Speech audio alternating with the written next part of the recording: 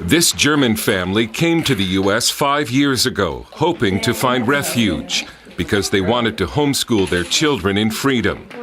And a federal judge granted them asylum, but the Obama administration's Justice Department has been trying to deport them, saying that homeschooling is not a right. The case is before a federal appeals court.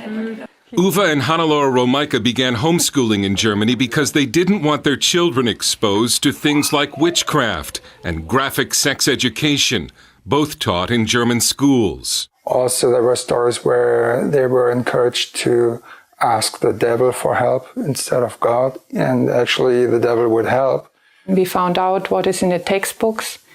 It's exactly the opposite from what the Bible tells us and teaches us, and we wanted to protect them. Homeschooling is illegal in Germany, except in rare cases. And many homeschooling parents are persecuted with fines, jail, or the loss of their children.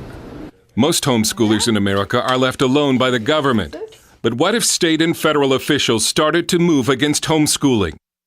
While homeschooling is legal in most European countries, in those nations where it is illegal, homeschoolers risk losing their children. Two of the worst nations for homeschoolers are Germany and Sweden. If you'd like to see what things might be like in America if homeschooling was banned, come to Sweden, where the government controls education and the homeschooling movement has been crushed. In fact, the head of the Homeschooling Association in Sweden, Jonas Himmelstrand, had to take his family into exile. They fled to Finland. We're in exile. We were forced out of our country. And that makes a stronger impact than I could ever imagine. This was our country. This is where we had our friends, our business relationships, and a whole lot of things, and now we're pushed away from it. Sweden is now one of the toughest places to homeschool.